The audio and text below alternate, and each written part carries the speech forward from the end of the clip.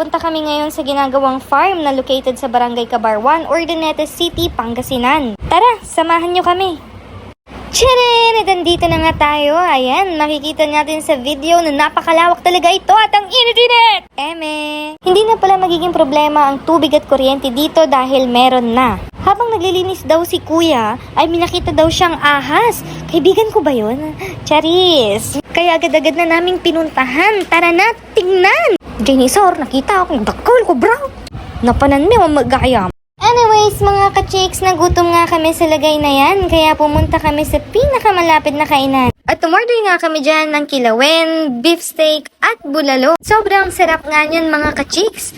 Quality! Katapos nga namin kumain, mga ka-chicks, ay pumunta kami dito sa may Robinson para mag-ikot-ikot at maghanap ng lapel mic. At nagtanong-tanong nga kami sa iba't ibang shop dito para tanungin kung may available lapel mic ba sila dito. At sa dami nga naming pinuntahan ay hindi kami pinalad at kami ay nabigo na makahanap.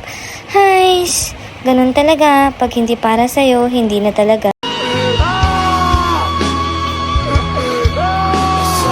Kaya naman napagdesisyonan naming umuwi na lang. At sa mga oras na yan ay hindi ko nga alam kung paano tatapusin ang video na to. Kaya abangan nyo na lang ang mga susunod pang mga videos. Bye mga ka-chicks! See you in my next vlog!